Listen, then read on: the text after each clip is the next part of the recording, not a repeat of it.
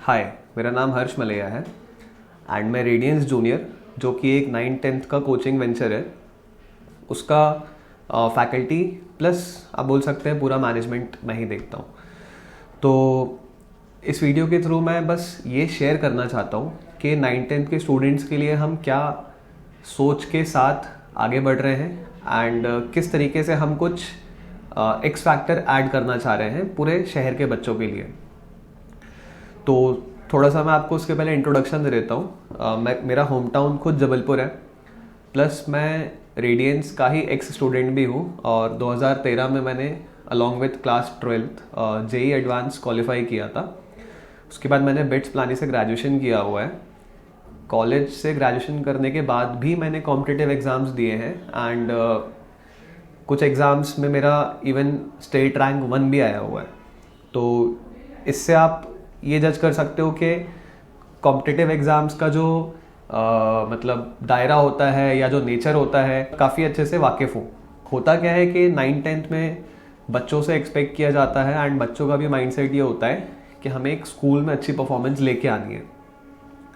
But मेरा ये मानना है कि यहाँ पे सोच आके हमारी रुकनी नहीं चाहिए, क्योंकि 10th के बाद आप चाहे जेई लेते हो प्रिपरेशन करने के लिए या नीट लेते हो या क्लैट लेते हो या एनडीए लेते हो, तो 10th के बाद जो एक्सपेक्टेशन एकदम से आती है कि अब आपको भाई कॉम्पिटिटिव एग्ज़ाम में परफॉर्म करना है, तो वो एक्सपेक्टेशन जो है उसकी तैयारी, उसकी अप्रोच अगर क्लास 9-10 से ही बच्चा सीख के निकलेगा तो उस बच्चे के लिए अडेप्ट करना काफ़ी इजी रहेगा, ये मेरा मानना है।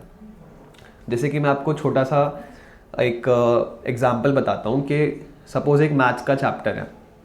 उस मैथ्स के चैप्टर में 10 तरीके के सवाल आते हैं। बच्चे ने वो 10 तरीके के सवाल रट लिए मतलब प्रैक्टिस कर करके याद हो गए हैं उसको। जिसको समझ नहीं आया उसने रट लिए, जिसको समझ आया उसने प्रैक्टिस करके याद कर लिए। अब होता क्या है, एग्ज़ाम में, स्कूल के एग्ज़ाम्स में कभी कभी कुछ जब नया पूछा जाता है, उस सवाल को थोड़ा सा बेंड कर दिया जाए या कुछ नया टेस्ट करने की कोशिश की जाए, तो बच्चे को उस नए सवाल में दिक्कत होती है और उस नए सवाल में ही उसके मार्क्स कटते हैं। एज अ स्टूडेंट या एज अ पेरेंट आप भी इस बात से कनेक्ट कर पा रहे हो कि मैं क्या बोल रहा हूँ, कि बच्चे के मार्क्स जो कटते हैं वो वहाँ कटते हैं जो उसने प्रिपेयर नहीं किया है। तो होता क्या है, अक्सर जो ये मेंटालिटी है कि हमें जो रट गया है वो हम बना लेंगे, ये मेंटालिटी ही हम कंटिन्यू करते हैं टिल क्लास 10th, और 11th से ये मेंटालिटी एकदम यूज़लेस हो जाती है।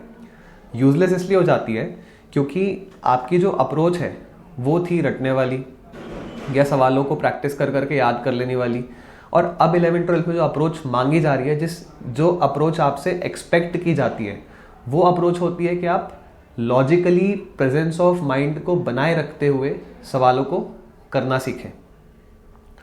तो ये जो प्रेजेंस ऑफ माइंड है, ये जो लॉजिकल अप्रोच है, इस चीज़ का सीखना क्लास 9-10 से ही चालू कर देना चाहिए।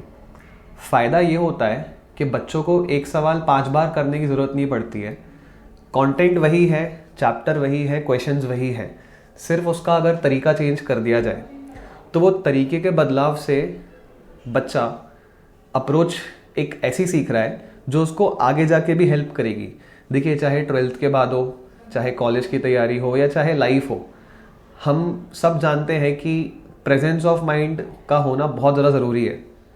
तो वही प्रेजेंस ऑफ माइंड जो है, मेरे अभी तक के एक्सपीरियंस में मैंने देखा है कि बच्चों में उसकी कमी रहती है 9th और 10th के, और उसी वजह से वो 11th-12th में काफ़ी स्ट्रगल करते हैं और उसी वजह से काफ़ी डीमोटिवेट भी होते हैं कि हमारे टेस्ट में मार्क्स नहीं आ रहे हैं, हमारी अप्रोच एकदम से बदल गई है, ये तो हमें समझ ही नहीं आ रहा है। तो उसका रीज़न यही है कि आपने 10th तक मांगा और फिर उसके बाद अब आप एकदम से लॉजिकल अप्रोच में शिफ्ट करना चाह रहे हो।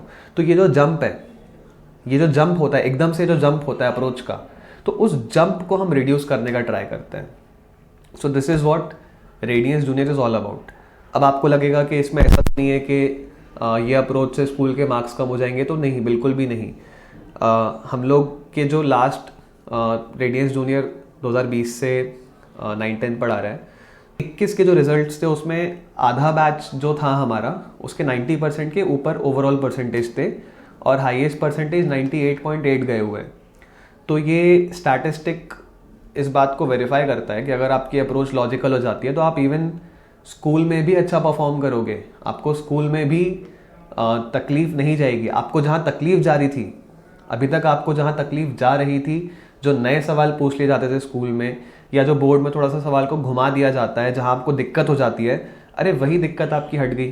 तो डेफिनेटली अगर आप अप्रोच चेंज करते हो तो आपका ना ही सिर्फ स्कूल बट कि एक कॉम्पिटिटिव प्रिपरेशन या कॉम्पिटिटिव साइकोलॉजी भी डेवलप हो रहा है।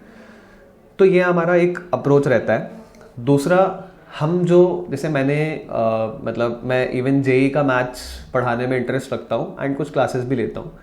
तो मुझे पता है कि जैसे कोई एक चैप्टर है तो उस चैप्टर में एक डेप्थ का कवर करना, जैसे एक तो हो गया पहला पॉइंट जो हम नया कर रहे हैं कि हम उसी कंटेंट को लॉजिकली कराने का अटेम्प्ट करते हैं और वही हमारा फोकस रहता है।